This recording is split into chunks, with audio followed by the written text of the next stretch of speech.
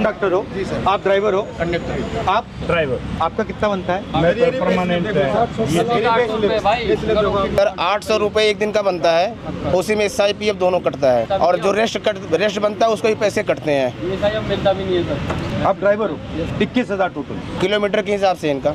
अच्छा, और कितने घंटे होता है काम? सर 8 घंटे। 8 घंटे होते हैं, बट अगर 1-2 घंटे ऊपर चलेगा और उसका आप पैसा नहीं permanent हो मिलेगा। नहीं सर, कच्चे हैं, सब कच्चे हैं।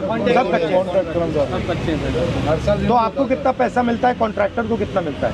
सर जानते हो आप? नहीं जानते? कोई कॉन्ट्रैक्टर नहीं हमारे बीच में। हाँ। हम और DTC हैं सीधा डायरेक्ट DTC? हाँ जी, बट हमारा 800 रुपये, 816, 13 रुपये एक दिन का, 16 रुपये, उसी में SIPF भी कटेगा।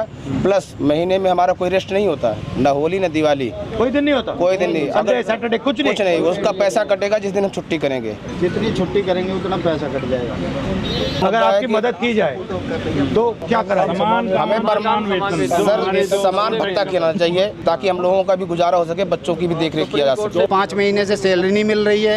होमगार्ड कहाँ से किराया दें, कहाँ से किताबें लाएं, कहाँ से ट्यूशन फीस दें, आपकी कहाँ से सैलरी नहीं मिल स्कूल। रही, आप बस पे अभी नहीं चल रहे हो? बस में चल रहे साहब प्रॉपर। सैलरी कैसे नहीं मिल रही? देने नहीं गवर्नमेंट, सैलरी नहीं आ रही है। राज्य सरकार कह देती है सेंटर को, सेंटर सरकार कह देती है राज्य को। फंड रिलीज नहीं हुआ, ये नहीं हुआ, वो नहीं हुआ, और आगे से 2 महीने का और कह दिया 2 महीने तक और नहीं मिले। जहाँ हाथ पैर मारने मार लो, जिस नेता के पास जाना चले जाओ, जो करना कर लो। अक्टूबर से पहले सैलरी नहीं मिलेगी, ये कह रहे हैं अधिकारी। हमारे बच्चों के साथ ये हो रहा, अब नहीं भर्ती कर रहे, उनका भी भविष्य खराब करेंगे ये। मैं कंडक्टर DTC कर्मचारी हूँ। हम एक कॉन्ट्रैक्ट बेस पे हैं और हर साल कॉन्ट्रैक्ट रिन्यू होता है। वो भी ड्यूटी कम होती है तो उसे रिन्यू नहीं होने देंगे, फिर आप जाइए घर बैठिए। फिर बड़े मुश्किल से हमारे मतलब वो परमानेंट नहीं बनाना चाहते, हाँ जी हटाते सर, जाते हमें हैं। पक्का किया जाए, हमें ये मांग है हमारी। या नहीं तो समान वेतन समान काम होना चाहिए हमारा। हम आपसे मांग यही कर रहे हैं बस सरकार से। जब तक शीला दीक्षित हमारी बहन जी थी, जब तक उन्होंने पक्का किया, उनके बाद हमारे कोई अभी तक सुनवाई नहीं, उन्होंने पक्का किया। लेकिन हमारा सवाल ये है सर कि नागरिकता हमारी पक्की तो नौकरी कच्ची क्यों? क्योंकि आज निजीकरण हो रहा है, सबसे ज्यादा निजीकरण कर रहे हैं लोग, और इस निजीकरण से हमारे बच्चों का क्या भविष्य रहेगा? आज पूरे DTC कर्मचारी हमारे बम की तरह भरे हुए हैं। हम उम्मीद उनसे रखते हैं जो हमारी आवाज मुखर करे। सर पिछले 6 महीने से सैलरी नहीं है, और उस सैलरी का नतीजा ये है कि हमारे 24 जवान जो होम गार्ड के हैं वो कोई हार्ट अटैक से, कोई डिप्रेशन से वो दुनिया छोड़ चुके हैं। और हमारी समस्या ये है सर कि हमें हर 6 महीने के लिए हमारे को स्टैंड किया जाता है। ऑलरेडी हम ट्रेंड हैं, ट्रेनिंग के बावजूद हम भर्ती हुए थे होम गार्ड के अंदर, और उसके बावजूद अभी 10,285 आदमियों की भर्ती निकाली है, और हमें जनवरी तक का टाइम दिया गया कि अब इस उम्र में, जिसमें हमारी एज सबकी 50+ हो चुकी है, अब इस एज में हमें कोई ना तो सिक्योरिटी में नौकरी देगा, ना ही कोई और नौकरी हमें मिल पाएगी। मैं भी ड्राइवर हूँ। बस इतना है कि सरकार से समान काम और समान वेतन हो। मैंने बताओ, इनकी उम्र इतनी ज़्यादा हो गई, अब ये क्या करेंगे? दूसरी नौकरी देखने के लायक भी नहीं छोड़ा इनको। बस यही है कि समान काम और समान वेतन हो। ये प्राइवेटाइजेशन जो हो रहा है, इसका फायदा किसको मिल रहा है? इसका फायदा उद्योगपतियों को मिल रहा है, टॉप वालों को, उद्योगपतियों को मिल रहा है। आप एक्सपीरियंस हैं, कब से चला रहे हैं आप? मैं जब चला नहीं रहा, मैं अच्छा, मैं अंदर हूँ वर्कशॉप के अंदर, और मैं वर्कशॉप में? हाँ, जब से बहुत संभाला है, गाय और बिछड़े के समय से मैं कांग्रेस का हो रहा हूँ, और मुझे बहुत खुशी है मेरे लिए, मुझे आपसे मिलने का सौभाग्य मिला। और आपके सामने मैं पब्लिक की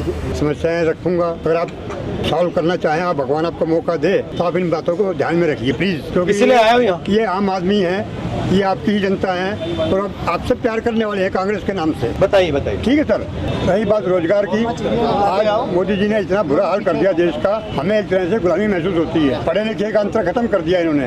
अनपढ़ मजदूर 18 से 20 हज़ार लेता है, पढ़ा लिखा 25 हज़ार लेता है। हम एक आम आदमी हैं जो पूरी जिंदगी नौकरी करने के बाद अपने बच्चों को एक अच्छी शिक्षा दिलवाते हैं कि बच्चा कहीं सेटल हो जाएगा, लेकिन अंत में उसको भी 30,000 35,000 ही मिल पाते हैं। ये हमारे आम लोगों की समस्याएं हैं सर बोलना तो हर कोई चाहता है, आजकल जो बोलता है सीधा उसका काम, गवर्नमेंट का काम है जेल में। डर फैला हुआ है। पब्लिक के दिलों में डर फैला हुआ है। आप लोग पैसा बचा पाते हो या बिल्कुल बिल्कुल नहीं सर, बिल्कुल नहीं। और अगर आप कहीं बस पे जाओ तो आपको पैसा देना पड़ता है या आपके पास पास होता है? आपके पास पास ऐसा कुछ नहीं है कि आप बस में फ्री जाओ? बताओ बच्चे कैसे हैं, क्या हो रहा है, फैमिली कैसी है, काम कैसा होता है? मेरी ड्यूटी 12:50 से स्टार्ट होती है। मैं यमुना पार्क से आता हूँ, पर हालांकि डिपो तो बहुत दूर पड़ता है। कैसे आते हो? मैं बस से ही ट्रेवल करता हूँ सर। जो हमारा कांटेक्ट है ना सर, उसमें दिक्कत, कांटेक्ट लेबर है एक तरीके से। अच्छा, हाँ जी। परमानेंट बॉन्डेड लेबर हो, कभी भी निकाल दिया जाता है। हाँ जी 1 ईयर का कॉन्ट्रैक्ट होता है हमारा। हर हाँ साल जी check हर साल रिन्यू होता है सर। और आपका कॉन्ट्रैक्ट डीटीसी के साथ होता है या किसी बिचौले के साथ? नहीं DTC से डायरेक्ट। बट ये हम तो एक अपना फ्यूचर सिक्योर करने के लिए परमानेंट जॉब चाहते हैं। ये आपका सरोज नगर मार्केट होते हुए क्या करते हैं? और ये सफदरजंग हॉस्पिटल होते हुए जाए। अच्छा लगा। आपका सब प्रोग्राम अभी क्या है? बस कंडक्टर से बस ड्राइवर से बात कर रहा था, मैं देख रहा था इनकी मतलब मुश्किल प्रॉब्लम क्या है, थोड़ा समझना चाह रहा था। क्योंकि मैं पहले जो ट्रेन ड्राइवर्स थे उनसे मिला था, तो फिर बस ड्राइवर ने मुझे कहा कि बस ड्राइवर से भी आपको मिलना चाहिए, उनकी भी समस्या है।